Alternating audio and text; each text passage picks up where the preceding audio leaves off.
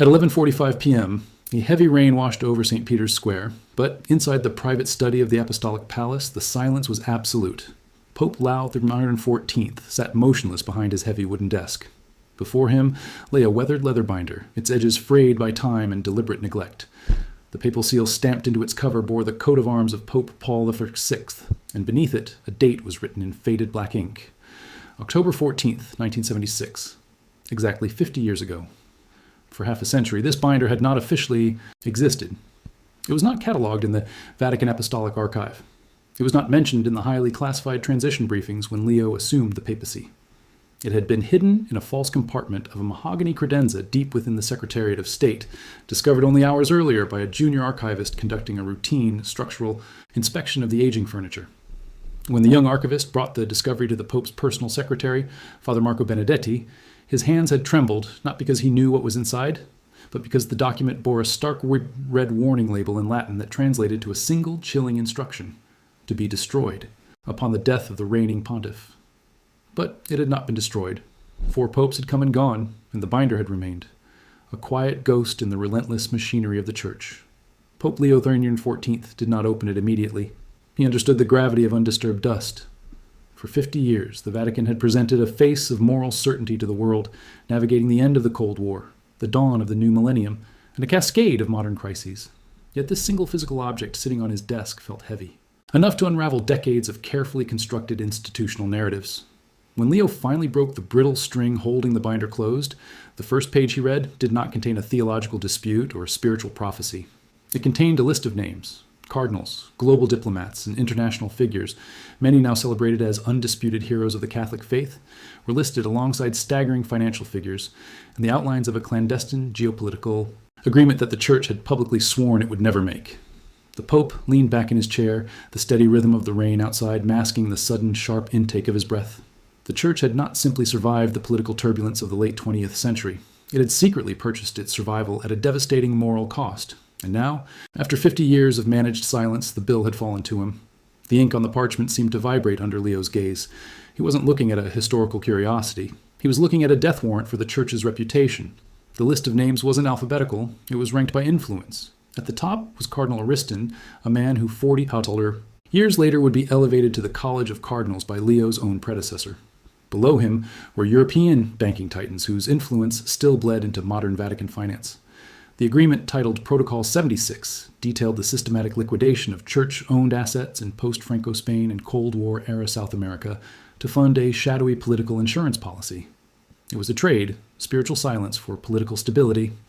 The heavy oak door of the study creaked, snapping Leo out of his trance. Father Benedicti stood there, his face pale, holding a silver tray with nothing on it but a glass of water. He knew the Pope had not eaten for 12 hours. "Your Holiness," he whispered, his voice catching in the cavernous room, "the Secretary of State has been calling. He insists the morning briefing on the European Synod cannot be delayed." Leo closed the binder, but he didn't hide it. He kept it in the center of the desk, a monolith of buried truth. "Tell him the Synod is the least of our concerns, Marco," Leo said, his voice stripped of the warmth that usually defined his public persona. "Bring me the personnel files for the Secretariat of State Archives dating back to 1976 and lock the doors." Your Benedetti paused, his eyes flickering toward the binder. He was a man of the cloth, a man trained in obedience, but the look on Leo's face told him that the rules of the house had changed. The Pope wasn't looking for a record-keeping error. He was hunting for an inheritance of rot. For the first time in his life, Benedetti didn't ask why. He simply bowed and retreated. Left alone again, Leo walked to the large floor-to-ceiling window. He looked out at the lights of Rome, the eternal city that had survived invasions, plagues, and schisms. But as he traced the outline of the dome in the distance, he wondered if the Church could survive the truth of its own salvation. This wasn't just a skeleton in a closet. It was the foundation upon which the modern Vatican was built. To pull this loose thread was to risk unraveling the entire tapestry of the 20th century papacy. He knew that by dawn he would have to choose: carry the cross of this knowledge alone, or break the back of the institution to set it free. Leo spent the next hours obsessively mapping the connections laid out in the yellowing pages of Protocol 76. The names were not merely administrative. They were a roadmap of influence that spanned the decades. As he traced the paper trail, Leo realized that the binder was not just a historical record. It was a weapon. The financial shadow cast by these documents linked the Holy See to a global corporate entity whose tentacles still reached into the Vatican Bank's modern operations. It was a cycle of dependency that had been carefully nurtured through half a century of silence. The weight of this realization left him breathless. He had spent his entire priesthood believing in the integrity of the institution. Yet here was the proof that the Vatican had survived the tumultuous late 20th century by compromising its own moral authority. The protocol was a blueprint for a shadow government, a way to maintain global leverage by trading spiritual influence for earthly assets. It was a form of institutional survival that looked remarkably like a sin.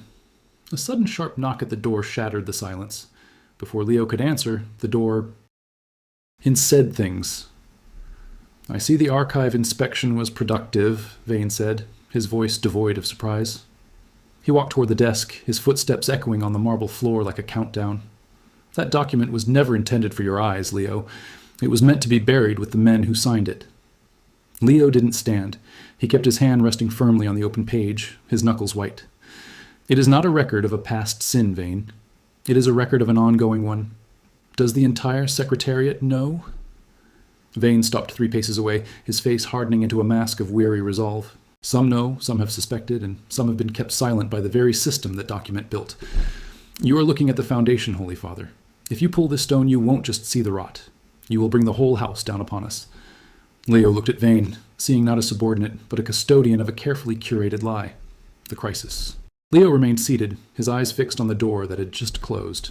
He knew Vane wasn't just a messenger, he was a gatekeeper, and the threat he had issued that pulling the stone would bring the house down was not a warning, but a promise. The Vatican was not a monolith of gold and incense. It was a fortress built on secrets, and Vane was the captain of the guard. Leo stood up, his legs feeling heavy, as if the gravity in the room had shifted. He knew he was being watched. Every corridor was monitored. Every conversation in the Apostolic Palace was potentially overheard. If he tried to summon a trusted advisor through official channels, Vane would know within minutes. He needed to operate outside the labyrinth of his own administration. He walked to the small kitchenette attached to his study, where the remnants of his solitary dinner sat on a tray. He turned on the faucet, letting the water run loudly to mask any hidden microphones. He sat on the floor, his back against the cool tiles, and pulled a small black fountain pen from his pocket. He took a piece of stationery from his personal correspondence drawer, not the official Vatican letterhead, but plain unmarked paper. His mind raced back to Archbishop Elena Rossetti. She was the only person in the Curia whose loyalty he believed was rooted in faith rather than institutional power. She had spent years handling the Vatican's communications, navigating the treacherous waters of public opinion, and she knew where the bodies were buried, even if she hadn't yet seen the map he now held. He wrote a short, cryptic note, devoid of names or specific locations.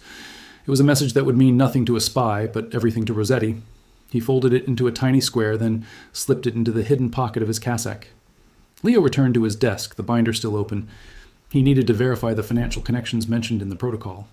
If the money from the 1976 agreement was still moving through the Vatican's modern accounts, then the current papacy was not just inheriting a past sin, it was actively laundering it. He reached for a heavy antique telephone, one of the few analog lines left in the palace that bypassed the central switchboard. He dialed a sequence of numbers from memory, an old private line to the Swiss guard commander he had known since his days in Peru. It was time to see if there was anyone left in this building who served the church, or if he was truly the only one left who still believed in the truth. Leo reached the Vatican gardens at 5 a.m., the hour when the city was still held in the grip of pre-dawn stillness. He chose the path behind the Grotto of Lords, a secluded corridor of greenery where the sound of the fountains served as a natural barrier against eavesdroppers. Archbishop Elena Rossetti arrived a few minutes later, her presence as composed as ever, though her eyes betrayed a flicker of concern. She had rarely been summoned at such an hour, and the urgency in the Pope's message had been unmistakable. Leo did not waste time with pleasantries. He led her to a stone bench beneath an ancient cedar tree, the same spot where he had found himself reflecting just days earlier. He didn't pull out the binder. It was too dangerous to carry, but he recited the key names and dates from Protocol 76. As he spoke, Rossetti's posture shifted from professional detachment to visible tension. Her hands, usually perfectly still in her lap, clenched slightly. "The numbers, Your Holiness?" she breathed, her voice barely audible over the trickle of water. The amounts listed in that protocol, they align with the restructuring of the Vatican Bank in the late 90s. I always wondered why those specific accounts were shielded from the external audit during my time as Undersecretary. I was told it was purely for internal reserve to protect the independence of the Holy See from hostile market fluctuations. It was never about independence, Leo replied, his gaze fixed on the rising sun hitting the dome of St. Peter's, turning the stone into gold. It was about insurance. They bought their way out of scrutiny, and the interest on that debt is still being paid today. We have been running a deficit of truth for 50 years. Rossetti looked at the Pope, her expression a mix of awe and terror. She was a woman who understood the gravity of the Vatican's intricate bureaucracy better than anyone. If you go after this, they will make it look like an administrative failure, or worse, a theological crisis. They won't fight you on the history, Leo. They will fight you on the present. They will claim you're trying to bankrupt the Church's mission to appease secular critics. I am trying to save the mission, Leo countered, though his resolve felt brittle against the weight of the institution. If we do not own our past, we cannot claim the future. The faithful deserve a shepherd, not a CEO managing a failing firm. Rossetti nodded slowly, the weight of the realization settling on her shoulders. I will need access to the off-ledger accounts, the ones not even the prefect of the Secretariat for the Economy sees. But that will leave a digital fingerprint. If I touch those files, Vane will know within the hour. Let him know, Leo said, a cold edge entering his voice. If he knows I'm looking, he will move to secure the evidence. And if he moves, he will make a mistake. That is when we catch them. The silence in the Apostolic Palace was not the silence of peace. It was the silence of a hunting ground. Leo moved through the corridors with a calculated indifference, his heart hammering against his ribs. He knew the internal network of the Vatican. The vast, unseen web of cameras, microphones, and informants was focused on him. Cardinal Vane was not just a bureaucrat. He was the architect of this architecture of control. Every delay in Leo's schedule, every minor equipment malfunction in the archives was a message.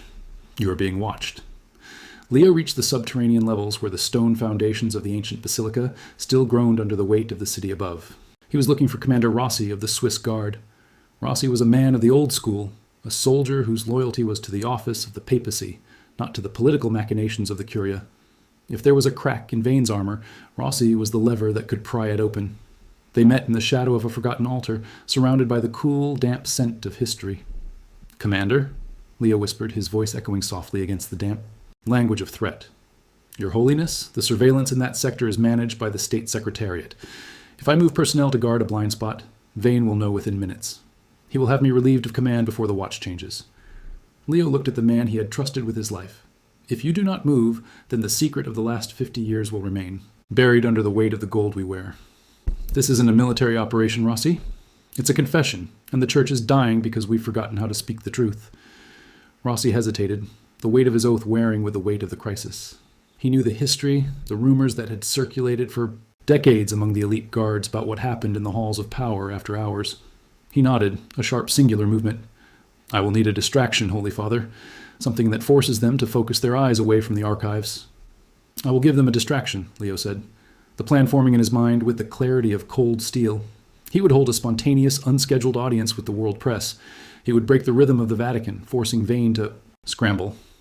While the eyes of the world were on the Pope's public image, the truth would be moving through the dark underbelly of the city, destined for a place where no cardinal could reach it. The press room of the Vatican was a claustrophobic cage of blinding lights and camera shutters. Pope Leo XIV stepped onto the small stage, his black cassock absorbing the flash of a dozen cameras. He had not slept in nearly 40 hours, but he wore his exhaustion-like armor. Behind the glare of the lights, he could see the back of the room where Cardinal Vane stood, a sentinel of the old guard, watching his every move with the clinical detachment of a man calculating the potential for disaster. Leo did not begin with a prepared statement. Instead, he simply leaned into the microphone, the silence in the room so absolute that the hum of the air conditioning sounded like a roar. He had rehearsed this moment, not in front of a mirror, but in the chapel at Castel Gandolfo. He knew that today he had to play the part of a shepherd while holding the knife that would cut the rot from his flock. We often speak of the Church as a house of truth, Leo began, his voice echoing off the vaulted ceilings. But a house is only as strong as its foundation, and sometimes, to save the foundation, we must allow the light to enter places that have been kept in darkness for far too long. The reporters stirred. They were looking for a headline, perhaps a comment on the Sind or the geopolitical tension in Europe. But Leo was offering them a fracture. He watched. Vane's face? The cardinal remained still, but his jaw set tight, a subtle tell that he sensed the trap. Leo continued, carefully weaving a narrative about the responsibility of historical accounting, using words like transparency, integrity, and the weight of the past. While Leo held the attention of the world's media with a masterclass in deflection, he knew the real drama was unfolding elsewhere. According to the internal schedule, Commander Rossi was currently bypassing the primary security checkpoint at the Secretary of State by using the distraction of the press event, which required the absolute focus of the communications team and the security detail. The Swiss guard had a window of exactly 8 minutes to move the red binder from the study to the secure transit vault. The history of this institution, Leo said, his eyes scanning the crowd, is a tapestry of grace and human error. To love the Church is to acknowledge both. As he spoke, a vibration buzzed against his thigh, a silent signal from Rossi. The binder was in transit. The diversion had worked. Leo felt a cold surge of adrenaline. He was no longer just a spectator to the Vatican's history. He had become its most dangerous architect. The aftermath of the press conference felt like the calm before a catastrophic storm. Pope Leo XIV sat in his private study, the air thick with the scent of old paper and ozone. Clear his throat. He had played his hand, creating the distraction he needed for Rossi to move Protocol 76. But as the minutes ticked by, the silence in the palace grew deafening. There was no word from Rosie, no signal. Leo's phone remained dead on the desk, a black mirror reflecting his own anxiety. He had gambled the reputation of the Holy See on the loyalty of one man. And now that gamble seemed to be crumbling. The palace felt different, colder, sharper. The Swiss guard patrols in the hallway outside his door seemed to have been replaced by men he didn't recognize, their faces impassive, their posture rigid. He stood up and walked to the door, intending to demand answers. But the heavy wood wouldn't budge. It wasn't locked from the outside. It was jammed. I'm the sir. Sophisticated electronic override had been engaged. He was effectively cut off. Then the intercom on his desk crackled to life. It was Cardinal Vane's voice, smooth and devoid of malice, which somehow made it all the more terrifying. Your Holiness, the Sind preparations are progressing well in your absence. We've taken the liberty of securing the wing to ensure your arrest. Open the door, Vane, Leo commanded, his voice steady despite the hammer of his pulse. I'm afraid I cannot do that, Leo, not until we've had a chance to discuss the misplaced property you seem so interested in. You see, Commander, Rossi was quite helpful. He realized eventually that his oath of loyalty is to the Church as an institution, not to the passing whim of a man who would tear it down for the sake of a misguided conscience. Leo felt the floor tilt. Rossi had been compromised. The binder was gone. All the risks he had taken, all the bridges he had burned had been for nothing. But the house hadn't fallen. He had simply been locked out of the room where the decisions were made. The protocol was safe, and he was the one now silenced. The silence in the study was no longer a cage. It was a challenge. Vane had underestimated the man he sought to imprison. He viewed Leo as a modern administrator, a creature of emails, digital databases, and curial protocols, someone who would be paralyzed once those electronic strings were severed. He forgot that Leo was a student of the Church's deepest history, a man who spent his nights reading the blueprints of the Apostolic Palace, which dated back to the Renaissance. Leo stood up, his eyes tracing the intricate patterns on the heavy, velvet-lined wall hangings near the library. He knew that the digital locks were a recent vanity, but the architecture of the palace was ancient. He approached the large, ornate tapestry depicting the keys of St. Peter. With a firm pull, he unhooked the top brackets. Behind the fabric lay not a wall of stone, but a narrow, dust-choked service door used by the papal attendants of the 17th century to move through the palace unseen. He pushed, and the door groaned, protesting 5 decades of disuse. He was not looking for a way out of the Vatican. He was looking for a way into the archives, via the ventilation shafts that connected the private apartments to the subterranean levels. It was a perilous, suffocating route, but it was the only one that bypassed Vane's digital blockade. As he crawled through the dark, cramped space, the smell of damp earth and decaying paper filled his lungs. He was quite literally moving through the underbelly of the institution he led. He passed through the vents, overlooking the lower corridors where he could hear the distinct, heavy-booted rhythm of Vane's security detail.